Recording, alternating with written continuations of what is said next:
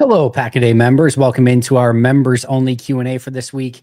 As always, thanks so much for being here, and thank you so much for being a Pack-A-Day member. If you are watching this and you are not a Pack-A-Day member, it either means A, I forgot to change it to members only, which I don't think I did today, or B, it means that you're watching this after the fact, which I appreciate as well. If you want to attend these live members Q&As and ask questions and get involved and be part of this really cool community, make sure to check out those Pack-A-Day Podcast YouTube memberships. I always make it live for everyone after the fact, but sometimes a little bit more fun to be involved and ask questions. So if you'd like to do that, definitely feel free to sign up. Pretty cheap to do so. There's a lot of options out there, so make sure to check that out. But for all of you here already, cannot thank you enough for all of your support. Let's get into our questions. I do have about 45-ish minutes today, which again should allow me to get through all of your questions. But yeah, I don't think it'll be an issue. The good news is right after that at 3 o'clock Central Time today, I'm going to be going live on Bleacher Report. So if you still have if you still have questions, excuse me, after our members Q&A today, you can hop over on the Bleacher Report app and I will be live over there to answer your questions as well. So lots of opportunities today. Let's start out with Chicken. Chicken, I just love that you are here and that you are Chicken and that you ask great questions. I think I'm starting to develop Stockholm Syndrome with this Jaire Alexander thing. The longer it goes on, the more I think, I think it would be nice to have him one more year. Chicken, I'm going to go over this in detail today, assuming we don't get any Jaire Alexander breaking news today that he's been traded or released. My intention is to go over the case for keeping Jaire Alexander for tomorrow's episode. So I'm not going to go into it in super great detail here because I will make that case. I will state, which I have multiple times, I think it's time to move on for all parties involved. It definitely seems to be that case. We are all looking at this as outsiders, from what's going on in the locker room, what's going on between the organization and Jaire. We don't know if I talked about it with Justice today, right? Justice kind of felt more like, hey, this is probably a Jaire Alexander thing where he doesn't want to be around Green Bay anymore. I kind of feel like it's more of a Packers thing where they kind of don't want Jaire around Green Bay anymore. It's probably a bit of both. It probably has to do a lot with just the injury issues and just some of the stuff that's gone on. I have heard that when he was suspended for the 1-game suspension and even this was said at the time, I have heard it in addition to this, that it was not just he went out on the field for a coin toss. It was like an accumulation of stuff that had happened up until that point. I get the feeling that the relationship is not in a great point. I still wholeheartedly believe that this will be something that gets reconciled either via release or trade. But I know there's a lot of people that, yourself included, feel like Jaire should be kept around. So let's talk about it, because here's the thing, right? I say this all the time. I'm not infallible. I don't know everything. Just because I think it's probably time to move on doesn't necessarily mean that has to be the be all end all. And secondly, there have been these reports of things that will happen in the past and that should happen, could happen, will happen, and then they don't happen. So I'm pretty confident in the reporting that's out there from, Rob Domofsky amongst others, that this is probably at a place where there's probably not a whole lot of opportunity for reconciliation. But if crazier things happened, yeah. Maybe here's the one thing, and I'll talk about this tomorrow as well, but here's the one thing that would give me some reason for belief that there could be a reconciliation. When the Jaire suspension happened, that could have gone in a terrible direction. He could have checked out and said, screw you guys. I want nothing to do with your organization. You think this is a me thing? This is a you thing. You're suspending me. And most stars, by the way, if that were to happen to them, probably would have went in the opposite direction and said, no, screw you guys. I'm not going to be a Packer anymore. I'm demanding a trade out of here in the offseason. And it could have gone in a very bad direction. I really, truly felt that this was a two-way street when the suspension happened. This is a couple of years ago, of course, where Jaire really took it to heart and really felt like he needed to make some changes and make some improvements and kind of change the way that he was going about some things. And it really felt like it was meaningful to him. And it felt like he wanted to make those corrections. And I'll also add on top of it, it felt like at the time that the Packers understood that they needed to maybe change some things of how they were operating and really took their side to heart as well. And that's what you want to see. In those opportunities for growth, you want to see growth. And it felt like there was growth from the Packers. It felt like there was growth from Jaire. It felt like maybe there was a real opportunity to have a legitimate reconciliation. And it felt like at the beginning of 2024, like things were going well. Jaire had that huge pick six. He was playing good football. Even there was a clip of him when they were giving out game balls where Jaire Alexander was the one that was breaking down the team after the game. Recently, Jaire Alexander, reached out to Nate Hobbs and congratulated him for becoming a member of the Green Bay Packers. I don't think, again, my personal belief is I don't think there's going to be a reconciliation here. But if weirder, stranger, crazier things happen in the NFL, oh, hell yeah. Like in a major, significant way. So maybe there's a way. Maybe Jaire comes back and says, hey, let's work something out here. Maybe let's take a few million of my contract and let's make it into incentives. Let's do whether you want playing time incentives, interception incentives, whatever you want it to be. Let's make it so you take, that 17 million. Let's change it into 14 million, but change, the 3.5 million that I'm taking away. Let's change it into 5 million in incentives. If I reach an all pro or a Pro Bowl or whatever it might be, I can actually earn more than the 17.5 million that's out there right now. If I don't earn it, you guys earn less. We're going to bring that thing down to, maybe 12, 13 million, which is more like Darius Slay on a 1-year contract, got 10 million guaranteed on his contract for this upcoming season. I'm at least at age 28, better than Darius Slay at age, 35. There's probably some wiggle room there, right? So maybe Jaire says, hey, I want to be a Packer. And this is obviously going in a direction where there's not a trade value. And then he's going to have to negotiate a contract elsewhere. Maybe his best interest ends up being like, hey, let's just work this out. And maybe for the Packers, they look around and say, hey, we can't make a splash defensive end signing. There's nobody left. We can't make a splash receiver signing or trade. There's nobody left. The biggest splash move that we could make would be keeping Jaire Alexander. So we'll go through all of that tomorrow and we'll break that down in a little bit more detail, but maybe, just maybe, there can be a reconciliation there. We'll go over what that would look like, why it would make sense, and we'll go that side of it. Because again, one of my things that I set out to do when I made this is, and I know it can be hard probably for me at times, it probably doesn't always come across this way, but I want to give you guys the information and then you guys can do what you want with it. And in order to do that from a Jaire side, I also need to present hey, why would this make sense for a Jaire reconciliation? So we'll do that tomorrow, assuming we get no breaking news today. Clearly, the Packers believe LVN is going to take a massive jump this year from what they've said and how they've done free agency. Did you see anything on tape later in the year to show that they could be right? Let's take a look at the grades really quick here. My initial thought would be no, but give me 1 second. And I also don't necessarily agree with that premise, which I want to get to as well. But let me see his grades first. Here we go.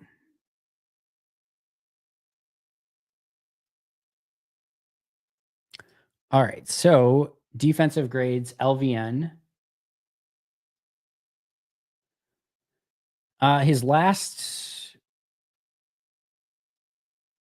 Now let's do his last 8 games.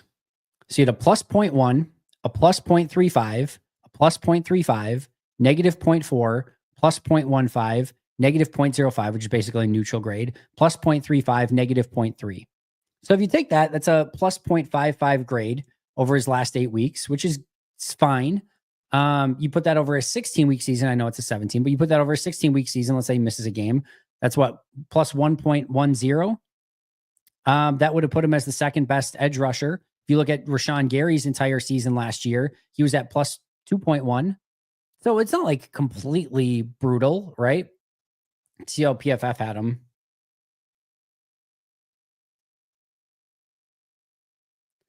Van Ness. I don't know. They saw him a little bit more average-ish. What, 1, 2, 3, 4, 5, 6, 7, 8. So they give him an 82.9 in that first game against the 49ers. Then 68.9, 68.4, 61.8, 61.0. All of those are above average. 60 is neutral. 56.3, 65.4, 55.4 in the Eagles game. As far as those last 8 games, 2, 5, 6, 8, 12, 13 pressures. It's not good enough. Because if you look at 13 pressures, again, over a 16-game season, let's say misses a game, that's only 26 pressures on the season. He finished with 20 pressures this past year. He finished with 22. He finished with 22 pressures in 2023. So, if you're in that, you need to be in like 50, 60 range to be a pretty good pass rusher. He's like not even halfway there quite yet. So my reaction would be no. I haven't seen anything that would lend me to believe that he's ready for this big breakout. I will say that all the talent is there. And with defensive ends, sometimes it just takes one move, one click, one slowing things down, whatever it might be. And all of a sudden you can go from a rotational edge rusher to a really good pass rusher pretty quick.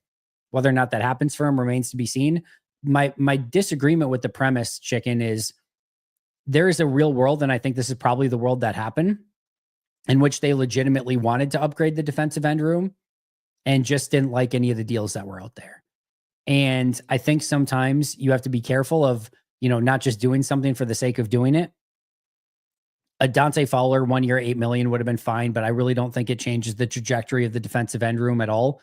In fact, you probably end up in a Preston Smith situation where Fowler is taking snaps, playing okay football, but you're probably better off just going with your young guys at that point and seeing if they can progress, like LVN and Brenton Cox. So that doesn't move the needle. Again, maybe they were interested in a Josh Sweat, but maybe Josh Sweat wasn't interested in them, or maybe they didn't quite want to get to that 4 years, $76 million that he ultimately got. And then, Joey Bosa, 1 year, $12 million. I can understand based on his injury history and age of why they didn't want to go in that direction. Khalil Mack resigned with his own team. Max Crosby never became available via trade. Myles Garrett never became available via trade. I don't think Trey Hendrickson's actually going to be available. I think they're going to re-sign him. You start getting around, like there's a Von Miller out there. I don't know if I said Khalil Mack, sir, but Khalil Mack did not become available via free agency. It ended up just being a lot less talent on that defensive end room that was available than we initially thought. So Sweat might have been the one. Adenigbo signs with Chicago, 16 mil per year. I'm fine with not doing that.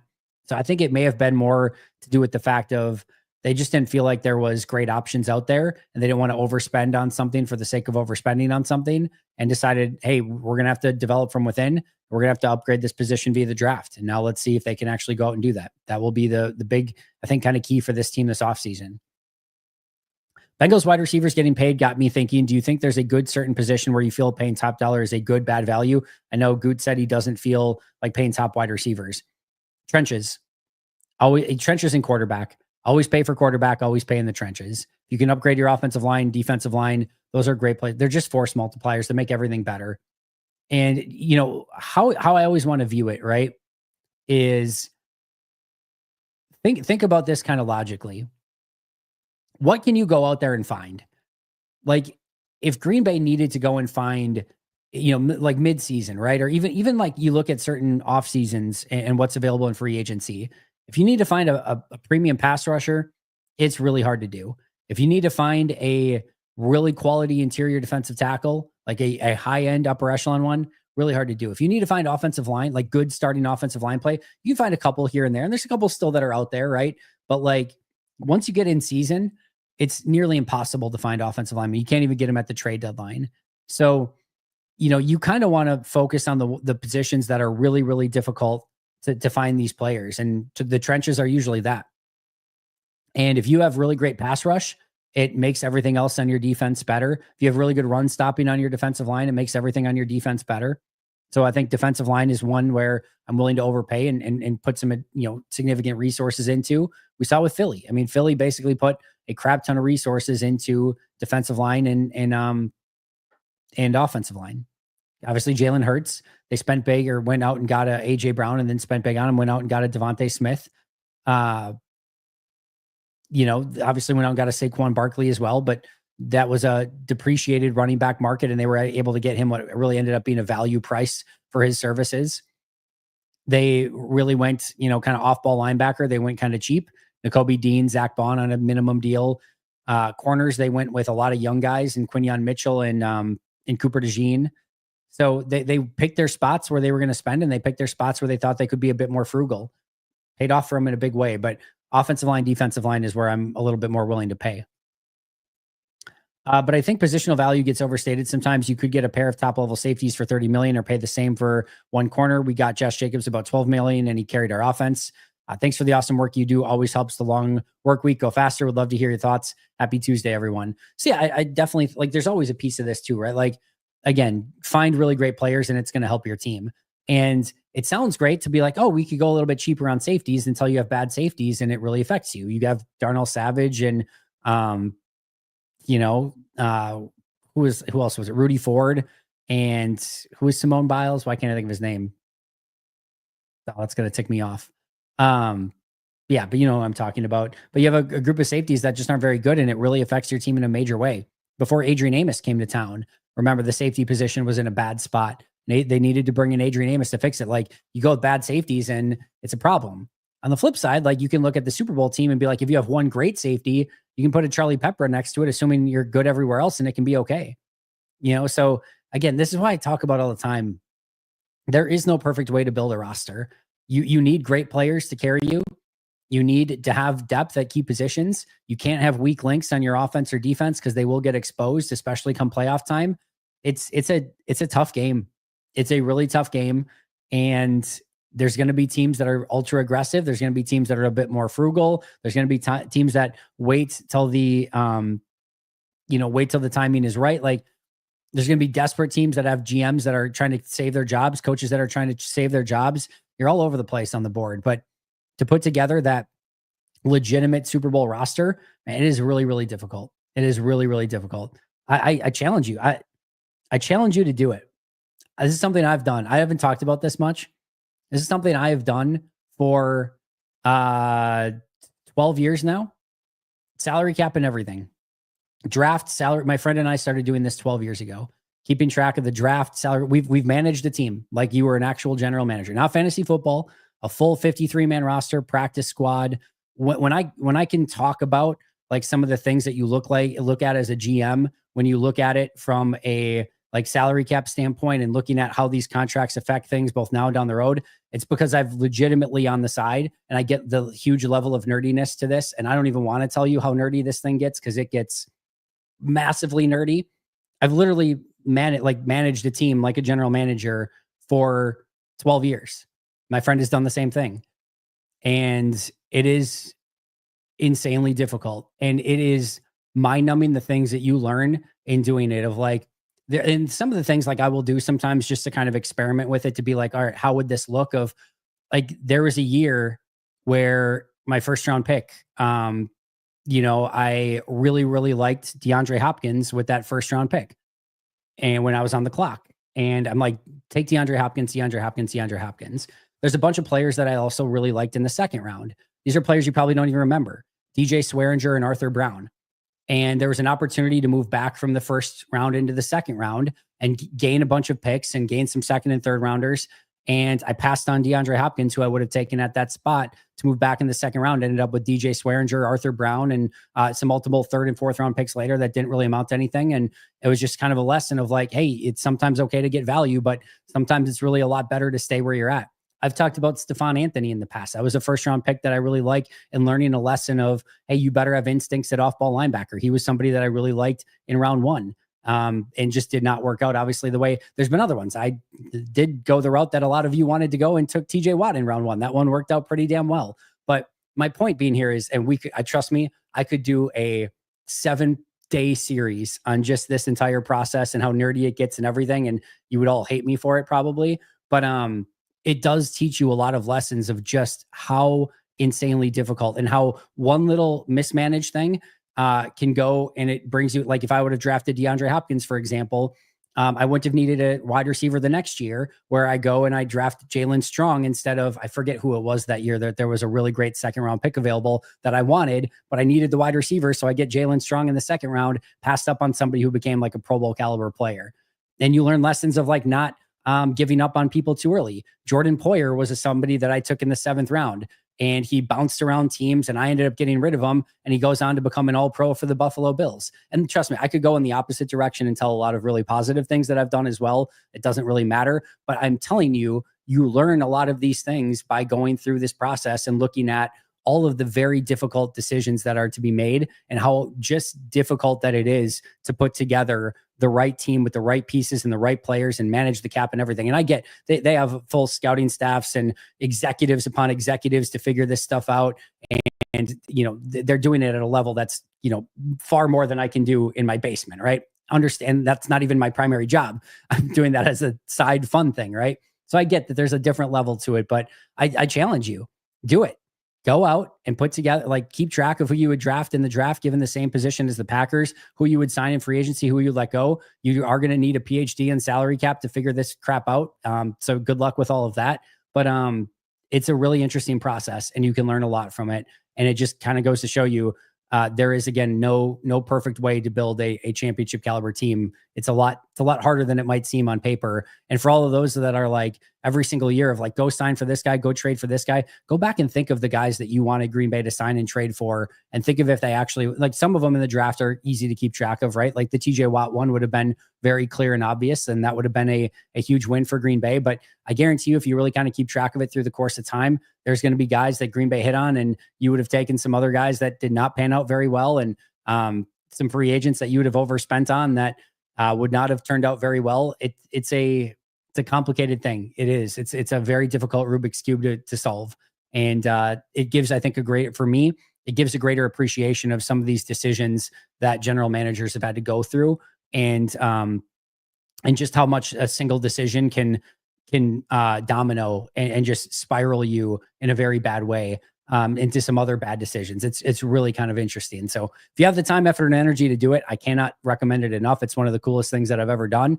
I'm sure all of you are thinking it's one of the lamest, nerdiest things that anyone's ever done, but it does give me a lot of insight into what general managers are thinking with what goes into some of these decisions. Mike McGee, good to see you.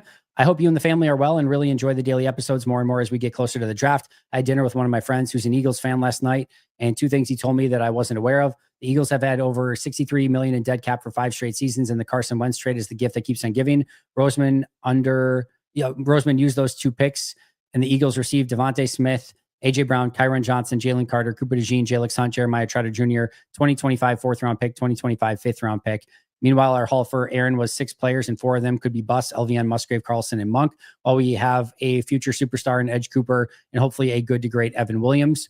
Now the Eagles already have locked up 3rd, 4th, 5th, and 6th-round comp picks for next season, so they'll be formidable for the foreseeable future and are used to paying dead money each season. Yeah, there's a lot, again, that goes into that, and I'll just say the Eagles have done a tremendous job. No two ways around it. They have done a phenomenal job. I have been a fan of the Eagles roster building and drafting for 5-6 years now. I mean, it has been a significant period of time. I think they do things as well as any team in the league when it comes to maneuvering picks, maneuvering who they sign in free agency, the cap, all of it. They do a absolutely tremendous job.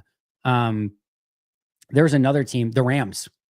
Well, look at the Rams with what they've done with their draft capital right now. What they're doing.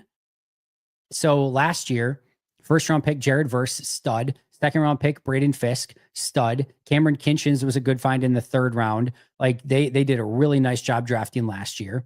And then the year before that, they got a really good starting offensive lineman in Steve Avila, really good edge defender in Byron Young in the 3rd round, and Avila was a 2nd rounder. Kobe Turner's been solid. And then Puka Nacua they found in the 5th round. And there's some other ones too here that I'm probably just missing. The year before that, they find Kyron Williams in the 5th round. They didn't even have a 1st or 2nd rounder in that pick. Kobe Durant has been a real solid find in the 4th round there. Quentin Lake has been a rotational defensive lineman. They've had a miss, obviously, in the 2nd round in Tutu Atwell, although he did get a 1-year, $10 million deal. Ernest Jones, the linebacker, in the 3rd round. Bobby Brown, the defensive lineman, in the 4th. Ernest Brown, the defensive end, in the 5th. They've done like a really, really tremendous job despite not having 1st-round picks and like trading a lot of draft capital away. They continue to find some really, really great finds. So it is of the utmost importance that you go out and have really great drafts, because if you don't, it is really going to affect you in a pretty significant way. So I think some of these teams are doing really, really well. I think there's things that Green Bay needs to do better and that they need to kind of clean up, and we'll see. I think the offseason has been interesting so far. I think this is going to be a very important draft. I think the 1A thing that you can point to is they've not had the ROI that you need with their 1st-round picks. Just haven't. And they need to hopefully either get that by, and some are already gone, right? Like Darnell Savage is gone. Eric Stokes is now gone. But LVN, Jordan Morgan, some of these guys really need to step up. Devontae Wyatt, Quay Walker, and be the players that Green Bay expected them to be. So that's going to be a huge piece of this. I do agree that free agency was basically over in 24 hours. Very weird. It went very, very fast. Very fast. Ian, I know you probably still haven't done deep dive into the draft, Andy, but I think this is the best chance in a long time of the Packers drafting a wide receiver in round 1. Corner is probably not a round 1 need. And I don't think the edge guys that are there will meet their thresholds. I feel like that'll be defensive tackle or wide receiver. And I think the defensive tacklers are going to go earlier than the wide receivers. Curious your thoughts. I need to look at these wide receivers a little bit more. From what I've been looking at and seeing, I'm not sure that there's a 1A pick for Green Bay to take at wide receiver in round one, but maybe I get there. I have taken a little bit of look at Higgins. He's fun. Not sure 23 good, but I want to dig into him a little bit further. And then I think there's going to be defensive tackles. I think there's going to be edge rushers. And I do think corner will potentially be on the board, although I'm a little less keen on maybe the corners that are going to be there around 23. If I were betting anything right now, I think this will be a defensive lineman, either defensive end or defensive tackle in round one. I'd bet pretty heavily on that, if I'm being honest. Again, want to study it a little bit more, but if it were me, if I were betting, I think either defensive end or defensive tackle is what that pick's going to be. Do we think Jaire's trade appeal has increased or decreased since before free agency? Because contract doesn't look quite as bad, but obviously cornerback needy teams have filled their needs to a degree. I still don't know that the market, if anything, it probably has helped it a little bit. I still don't know that there's a team that's going to want Jaire on that specific contract. So if you're trading for him, you're still going to probably want some restructure. The fact that Jaire's been unwilling to restructure, that everyone knows he won't restructure in Green Bay, leads you to believe that maybe there's a chance he's not going to want to restructure elsewhere. Teams are going to be very hesitant to deal any sort of picks if they don't have a new contract structure in place or are not, or at least confident in that he's going to play on the contract that he's on because of the Hassan Reddick situation a season ago. So I think all of that still plays a factor into it. And if I had to guess, if anything, maybe it's helped a little bit. But like you said, there's been a lot of free agents that have been signed. There's still a draft coming up. And if Green Bay wants to get the most out of it, they may have to wait until, day 3 of the draft, where you get some team that just wasn't able to address corner the way that they had hoped, and maybe is a little bit more willing to give up like an early day 3 selection for Jaire. Corner, DN, D tackle, wide receiver may be our line of the consensus needs with only 3 top 100 picks. Which positions are you most comfortable if addressed much later in the draft? Yeah, it's a really, really great question. I probably feel better about defensive end and defensive tackle getting selected early in this draft and getting those guys. I think you're even going to double down and get paid maybe another defensive tackle later in the draft. I wouldn't be surprised if this was like defensive end round 1, wide receiver 2, defensive tackle 3, defensive tackle 4, like corner 5, corner 6, and then whatever is best available after that. And again, it's going to be best available within those types of players as well, or within those needs. But it wouldn't stun me again if it was like defensive end, wide receiver, defensive tackle, something like that early on. Because I think the depth of defensive tackle is there. It's not like they need a 1A guy right now. They still have Clark, Wyatt, Carl Brooks. Like they've got some pieces, might need a run defender, but I think trying to find that defensive end, if there's one there, could easily make sense round 1. And then again, there's the depth in the defensive tackle later. So there's a wide receiver that you like in round 2 that could make sense as well. So that's just kind of off the top of my head, but there's a million different directions that this thing could go still. All right. You guys can keep preaching first round wide receivers all you want. I'm more concerned as long as it's not a project with an impact defensive lineman or corner in round 1. I just get a good player. Quite frankly, I don't just find a great player in round 1. You're due for an impact player in round 1. I don't quite frankly care if it's a corner. Like if they find a great corner in round 1, awesome. Cool. Don't care that it's not like the 1A need. They got a great corner in round 1. If they got a great defensive tackle, a great defensive end, a great offensive lineman, a great wide receiver, sign me the hell up. Just find a really great player, due for one that's going to make an instant impact. It's not impossible to find at pick 23. Find me somebody that's going to come in and make an impact right away. And then you can fill those other positions later as you kind of need to, and let the draft come to you. But man, just go out and find an impact player and then figure out the rest later. I think there are a few wide receivers that have the type of Green Bay needs that they can be had in the second or third rounds. I think you're probably right on that, Ben. Long, speedy field stretchers. Peter, hey, Andy, appreciate all you do for us and love all the content. I am the only one that is afraid of I am the only one that is afraid of Goody picking edge and D lineman. In my opinion, he has been terrible at those spots in the draft based on his past history. Gary, good player, but the rest have been average to poor. I'm not confident in his evaluation at the position. Yeah, it's a fair assessment. LVN, Rashawn Gary. I think Gary's for the most part been a fine evaluation in the long run. I think the injury is what kind of set him back. But Gary, LVN, Devontae Wyatt, they've put some pretty big resources into that position group. Haven't quite got the ROI that you would like from that. So I think it's again a fair assessment.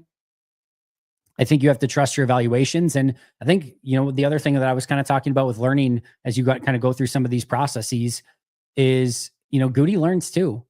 And, he learned, I think, from Amari Rodgers and wasn't afraid to take another slot wide receiver in Jaden Reed. And that paid off big for him. Just because you missed on one doesn't mean that you're going to miss on the next one. I think you just have to trust your scouts, trust your evaluation, and hope that these guys can come in and that your coaches can make the most out of those players. But I understand the hesitancy, but it's not like you can just stop drafting defensive ends and defensive tackles. But it's time to find the one that's going to fit in Green Bay and be that next big time pass rusher. What's your favorite move the Packers did not make during the offseason? There's probably a bunch, but Cooper Kupp comes to mind. I'm not saying this facetiously. If you told me Cooper Kupp went for 3 years, $15 million, I think I would have been like, I'm good. And he went for 3 years, $45 million, 15 mil per year. I don't think I would have given him 15 mil total. Just don't think he can separate it the way that he once did. I think you're taking away reps from the younger receivers. I think there's a better way to spend that money. So Cooper Kupp at 3 years, 45 is the one that kind of immediately comes to my mind. Law of numbers says a pick like that is very soon to hit. Peter, maybe. Yes, we're on the same page, Ben. Congrats to the Bears for another winning offseason. Their trophy case must be stacked. Yes, they do a great job in the offseason. Let's see how it translates. I will say I think they had a much smarter approach this time around. I still think there's some question marks as to how they went about this. Going and getting older offensive linemen, like a 30-plus-year-old Joe Thuney, and giving up a 4th-round pick. That's the type of move that you make when you are ready to compete right now. I still appreciate the fact that they're attacking the trenches. I think that was a much, much smarter way to go about this. It just, the Bears never seem to find the right timeline, right? Like, you're going and getting Dio Adengbo on the defensive line, but then pairing him with Grady Jarrett. And you've got like a win now guy in Jarrett with like a little bit more of a project in Adengbo. You're going with like a win now guy in Joe Thuney on the offensive line, but you, again, are not in a win now mode. They can't quite seem to find that path of like, let's get everyone on the same wavelength and trending in the right direction at the right time. It doesn't mean that that's a perfect, Green Bay's done that. And it's not exactly resulted in Super Bowls yet, but I think it's usually a better way to go about things. And Chicago can't quite find that lane, but I do think they've been much smarter about their approach in attacking the trenches this offseason than they were certainly a season ago. Only why I'm in favor of drafting a wide receiver round 1 is if we trade the 2nd or 3rd for Hendrickson. Sorry about it. Yeah, I mean, they need impact, but again, just take a great player and trust your board, trust your evaluation. If they get a great wide receiver in round 1, you shouldn't be upset by it. That should be very exciting. Like, they could definitely use that.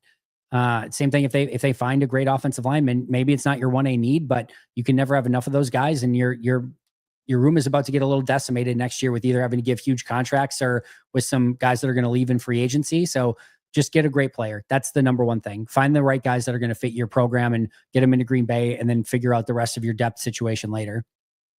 Because as Andy Justice Nags have pointed out, we need pass rush anywhere, any way we can get it. It is still the 1A on my list, Ben. I'm not disagreeing with that. It was the 1A going into the offseason. They've done nothing to address it yet. So it is still a piece of this. But yeah, I still think you cannot have tunnel vision when it comes to the draft. You can't be pass rush, pass rush, pass rush, pass rush, pass rush. Try saying that 1,000 times fast. But you can't just have that one track mind and then ignore, like, this is another lesson you learn if you go through this exercise. I'm telling you, you go in looking at one thing and you end up passing on a great player somewhere else because you had a one-track mind of like, oh, we got to get a pass rusher. You don't want to get in that line of vision. You want to keep your options open, and you don't want to pass on a great player for maybe a good player at a different position. Take the great player. It's going to work out for you far more often than not. How would you feel if the Packers got a designated pass rusher instead of going both run and pass, especially since Slayton is a Bengal? I have no issue with going designated pass rusher. I talked a little bit about this with Justice yesterday, but you have a situation where you've got a 53-man roster, a 16-man practice squad, an international pathway program player. You've got a 70-man roster. You kept 6 defensive ends a season ago. If you want to keep one of them as a designated pass rusher, either at defensive tackle or defensive end, please, by all means, let that guy go hunt.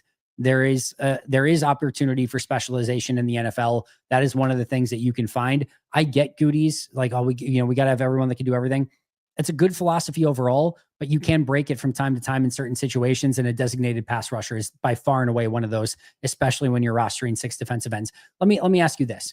If you took Aaron Mosby off the team last year and added a designated pass rusher, is anyone upset like, well, that designated pass rusher couldn't play rundowns? How many rundowns did Aaron Mosby play last year? Right? Let's check this out. Aaron Mosby played a total of 150 snaps. Do you know how many of those were rundowns? 52. Aaron Mosby played 52 rundown snaps this past year. If you have to bring in, let's just say a Bryce Huff or some sort of designated pass rusher, and they're not good at run defending, and they have to play 52 rundown snaps next year because that's what it ends up being of like, oh, you got to play some of those. Okay, who cares? So be it. You'll live to see another day on those 52. If meanwhile that designated pass rusher can add you, 50 pressures, 10 sacks, and a couple forced fumbles or something, I'll live with those 52 rundowns. I promise you, I will be okay. Even if you get gashed a couple times, you'll move on. You'll figure it out. But they're going to be just fine if you go with a designated pass rusher at one of those spots. I do probably need to hurry up a little bit. Piggybacking off of Nate, designated pass rusher, if Vaughn doesn't sign anywhere, interested in bringing him in, I'd have to go look at Vaughn to see if he has anything left. I'm not educated enough on his recent abilities to kind of say it. What did he do last year? He had 40 pressures, 85.5 grade, 249 pass rush snaps, only 70 run defense snaps. Sure. Yeah, I'm cool with that. Again, I would like to go and watch him, but if you're going to bring him in for 300 some snaps, give him primarily pass rush abilities, and he can still get you 40 pressures, 6 sacks, I'm fine with that. I'm more than fine with that. So yeah, if he doesn't sign anywhere soon, cool. Sign me up. Like the idea, Ben, notable name that still has something left in the tank. We can get a vet minimum deal is my thought. I'm assuming if you're talking about Vaughn, you're not going to get him for a vet minimum, probably like 1 year 8, but I'm cool with 1 year 8. What did Vaughn do last year?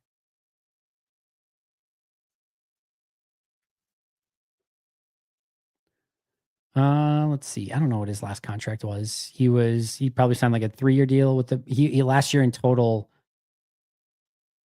He had $14 million cap hit that year.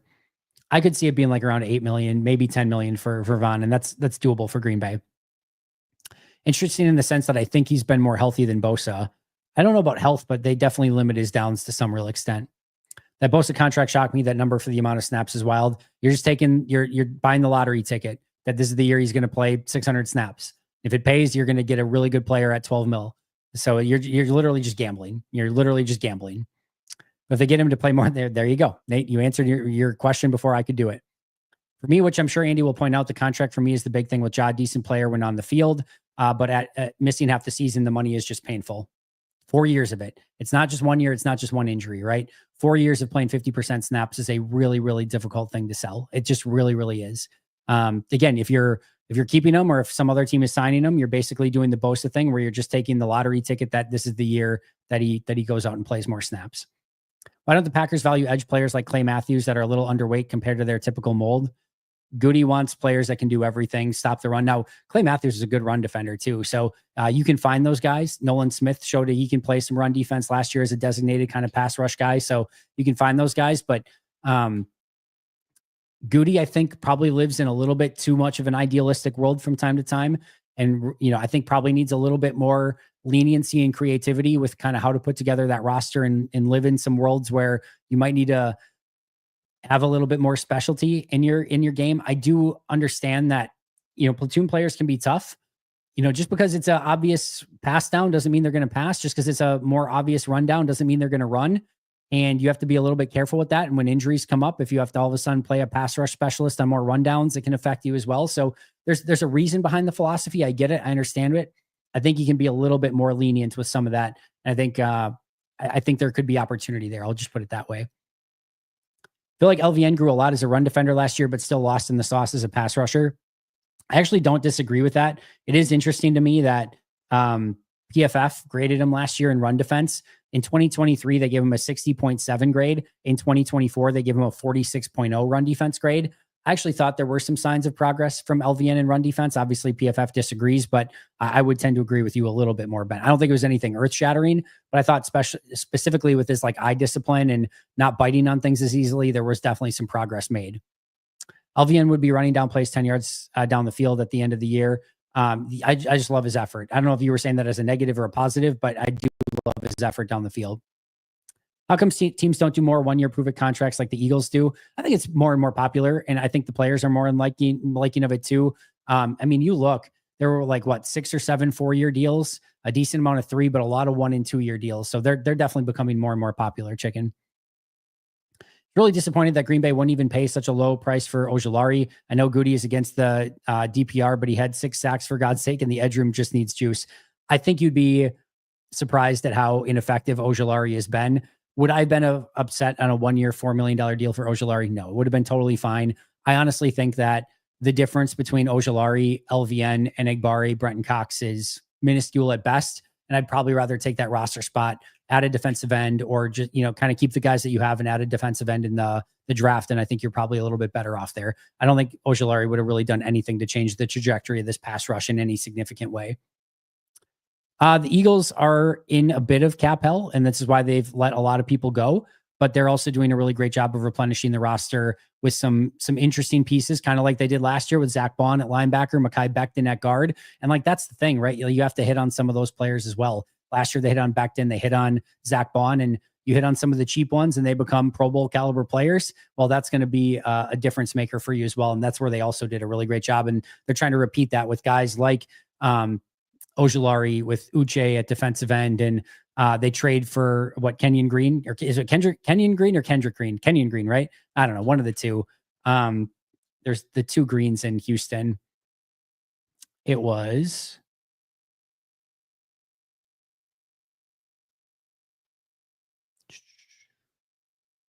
why can't I find it? Where did it go? Or maybe the deal hasn't been. Oh, Kenyon Green. It was Kenyon Green. So they're going to try to find some of those cheap deals that can come in and fill in this year and be those next Mekhi Bectons and Zach Bond. So again, they're doing a great job as a franchise. There's no 2 ways around it. Suffice it to say that Goody doesn't ascribe to the waves of pass rushers approach that got the Giants, Eagles, Broncos their recent Super Bowls. I think he does. I think he just hasn't done a great job in doing it. I mean, I think the idea was, right, Preston Smith, Rashawn Gary, LVN, a first-round pick, Kingsley and Egbari, with Kenny Clark, Devontae Wyatt, Carl Brooks, TJ Slayton. I think the idea was to have those 8 guys really be in different waves. It just, the players didn't turn out and had all kind of down years a season ago, which clearly does not help that. Some of the deals were kind of nuts and understandable that Green Bay didn't get in on. Andy, you predicted it, but it is kind of annoying that Chicago, Detroit, Minnesota got in on some of those.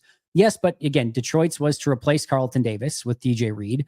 Minnesota lost their quarterback, and there's still a lot of questions there. And when you're not paying a quarterback anything, you're going to have more money to go out and spend in free agency because they're paying McCarthy nothing and they're not paying any other quarterback anything, right?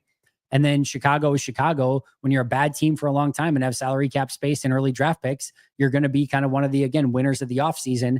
Until that translates on the field, I wouldn't worry about it too much. So there's some other stuff that kind of goes into that as well.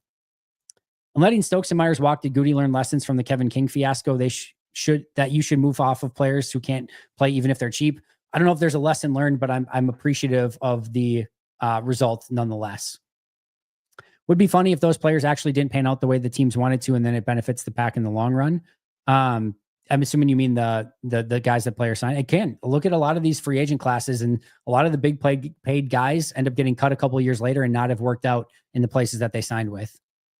Sweats would have been the one that we talked about as well, or I think I would definitely would have considered that for Green Bay. Do you think LaFleur, Steno, and Getsy will even get more out of Banks than Shanahan and Forrester? Tough to say. But that's the hope. That's the hope, is that he's still on the rise and that he's getting better, that he can be a little bit healthier, and that in this system, he can go out and thrive. Time will tell. Time will tell. Maybe I feel like the locker room for San Fran since their last Super Bowl loss to KC has made everything in San Fran feel weird. Getting a new situation might be helpful. He also got to play next to Trent Williams, which is like the catbird seat of the NFL. Like you're in a really great spot in that situation. So yeah. I think there's going to be maybe some good and bad that comes with it, but Green Bay is clearly betting on the fact that they can make him even better in Green Bay. Jonathan Owens, thank you, Ben. Some random questions. What makes a corner a better fit for cover 2 versus cover 3 versus quarters? Oh, John, I'm so sorry. Ask me. I know you're in usually all of these. Ask me that next time and I can get into it a little bit more. I do have to get out of here pretty quick, and I do have a handful of questions left, and that's probably just a little bit too long of a question to answer for this, but get that in next time and I'll definitely answer that. I do think Fred Warner's a Hall of Famer. I'm Ron Burgundy. I'd have to look at the stats a little bit more.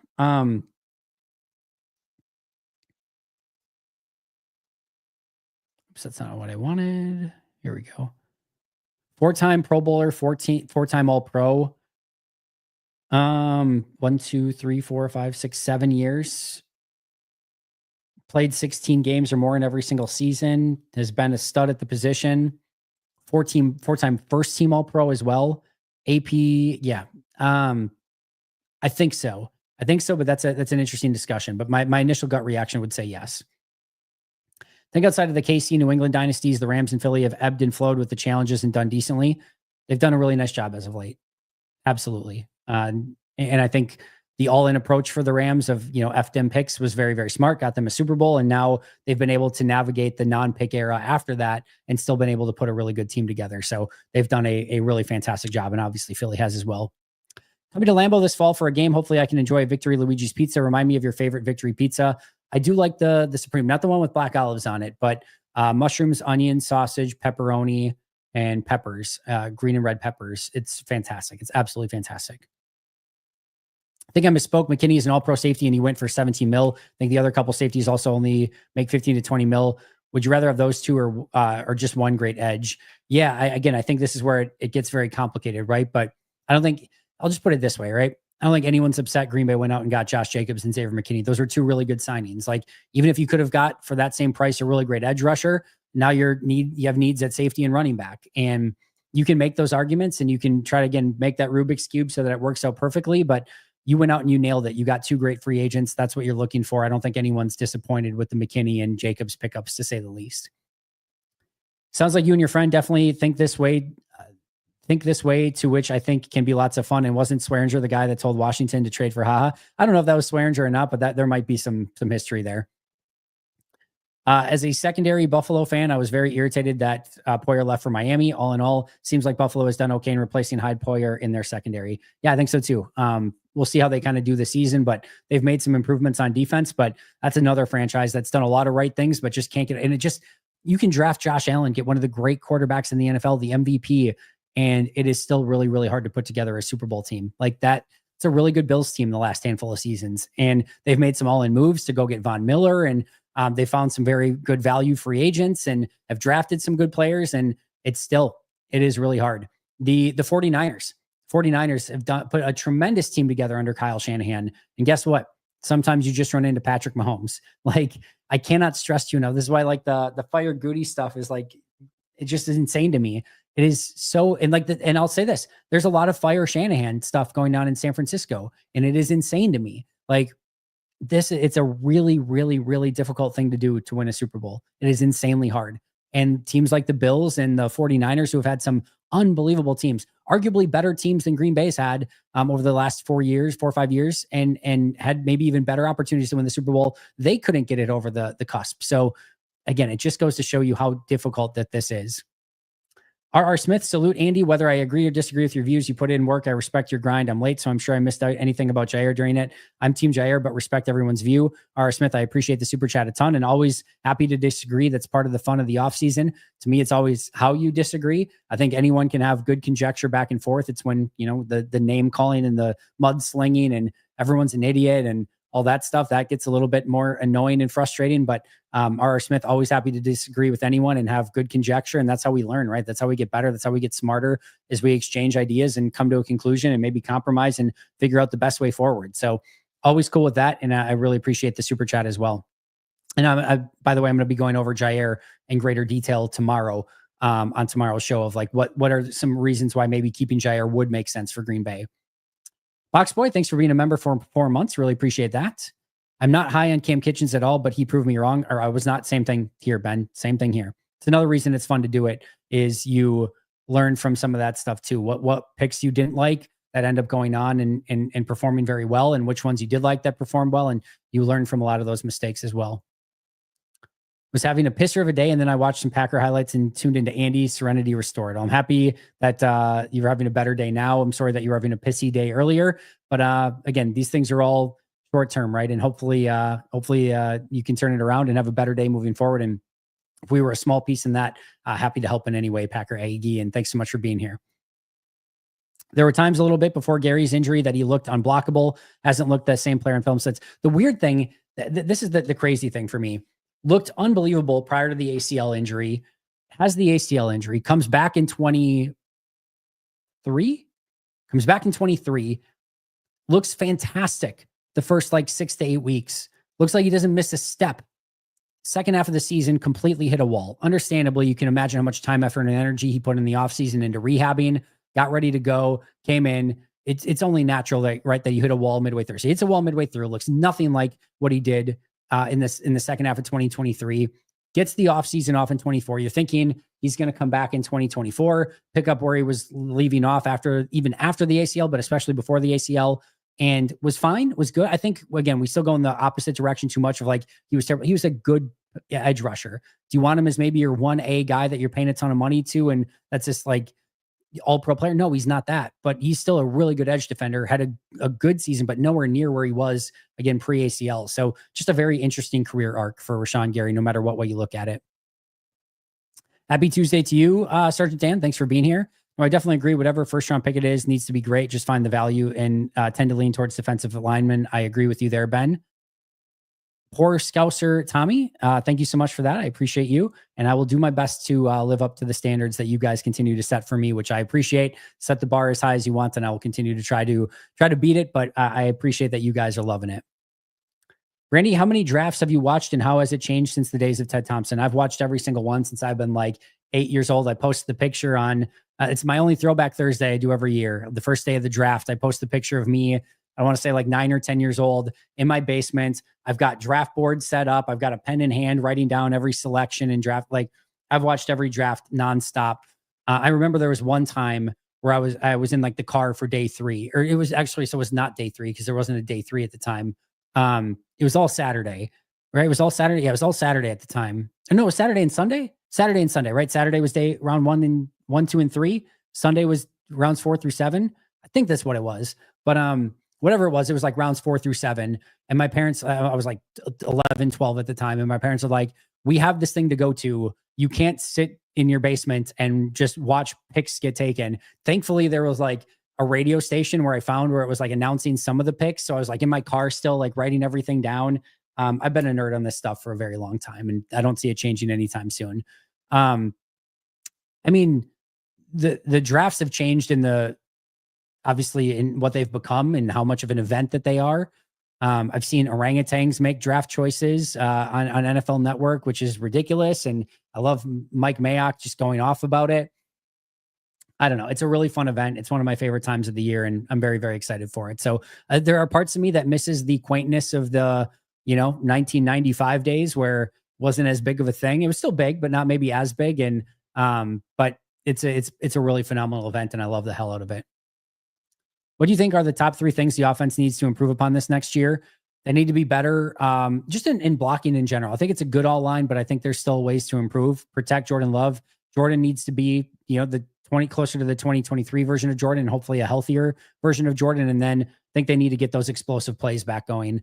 They've got to find a way to really get those big time plays in the offense and find some of that explosiveness down the field. And I don't know who provides that right now, but they've got to find a way to get that a little bit more involved in their offense.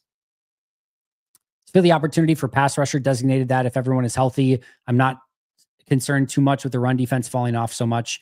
I tend to agree with that. I do think that, again, pass rush is the big one here. Hope you have been well. I have been. Thank you, Joey. Love killed teams with mid-level throws in 2023. From your review of the tape and other sources, what happened in 2024? I still choose to believe the injury was the main thing. And until proven differently, I stick with that. And I think that's why we're about to learn a lot about Jordan Love in 2025 of what's the real Jordan Love. Was it more the 2024 and injuries really weren't a factor, or were injuries a huge factor in the 2023 version is actually the real Jordan Love? So I think this is a really big season for him. Discrepancy with PFF is wild for LVN. Yes, very much so. The Aaron Banks contract seems like a direct response to the Eagles loss. It definitely played a major factor. I totally agree with that, Vex. Good to see you as well. Not sold on Philly completely revamping with those defensive ends, but might not matter with the monster Carter in the middle. They still have got a good defensive line. Obviously, Brandon Graham retires. But yeah, what do they get? I really like Jalix Hunt as well. Nolan Smith. They still have Bryce Huff for now. I think their pass rush is definitely going to take a little bit of a hit, but Jalen Carter is still a big time stud in the interior of the defensive line, just like you mentioned. No, olives are the worst thing in the world. So it does not have olives on. The one I mentioned does not have olives on it. I absolutely hate olives. I love you, Luigi's, but I will not eat any of your pizzas with olives on it. I will say Rogers. I'll say Rogers on that one. Thanks for the super chat, though, Vex. Hello from Spain. Good to see you, Chris. Do you think Green Bay will pick wide receiver in the top 100? Have you scouted some? Looked at a couple, but not enough yet to really speak educatedly on it. I do think they take a wide receiver in the top 100. The only draft I watched live, we drafted Justin Harold. Vex, you are not allowed to watch the draft. I'm sorry. Even the one in Green Bay, you're not allowed to watch. Here's the thing about Harold. I know people hated the pick. We never really got, because of the injuries and stuff, we never really got a definitive answer as to whether or not he would have been a good pick or not. Probably wouldn't have been. Maybe would have been a bust no matter what. And I know when he was in and wasn't super productive, but it would have been interesting. Him and the other big one too is Derek Sherrod. Derek Sherrod's one that's not talked about enough. I actually think he was going to be a good tackle. Maybe not a great tackle, but like definitely a solid starting, like maybe a Rasheed Walker at worst. And that's another one that, probably gets panned, and just the injury just completely literally broke him from right away. Better blocking helps the wide receivers too. Totally agree, Ben. Be happy and supportive to see Love healthy. I want to see him do well because I think he can be great after vibes towards end of 12. I love his vibe and teammate feel. Same here, Ben. Same here. Really excited for him this year. The pick for Harold never made sense. He would have been there later, certainly not at like 15 or whatever. Maybe not. It's one of those that goes down in history for sure. How much of a fall off at left guard from Jenkins to Banks? Overall big upgrade with Jenkins to center and Banks to left guard. Overall upgrade. I think the peak of Banks can be Elton Jenkins. I really do. Like if he hits, I think he's going to be a very similar, I'm not saying they're the same type of players at all, but I think you can get a similar type of value. So I think you could maybe replace it apples to apples or at least close, and a huge upgrade from Myers to Jenkins. So I do think there is some possibility there. And like Ben said, that's the hope. All right, I'm hopping over to Bleacher Report right now. You guys can find it on the Bleacher Report app. If you want to continue to ask any of these questions, I'll be there right now for another half an hour from 3 to 3:30. So I do need to get going so I can get over to that. And I do need a very needed sip of soda here. So I'm going to do that, and I'll see you guys over there in about 3 minutes or so. So see you guys soon. I will be back tomorrow, Pack-A-Day Live as well. And since you're all members, NCAA tournament brackets, check out the YouTube page. The link is out there. Sign up for the tournament bracket. Winner gets a $100 Pack-A-Day gift card. I know some other Pack-A-Day podcasters, Maggie Loney, Andrew Merteg are already signed up as well. I'm signed up, so you can compete against us. And then again, winner gets a $100 Packers Pro Shop gift card. So get over there, sign up for that. And I'll talk to you guys all very, very soon. Joey, you're more than welcome. And thank you to you as well. I'll see you guys soon. But until next time, and as always, go Pack Go.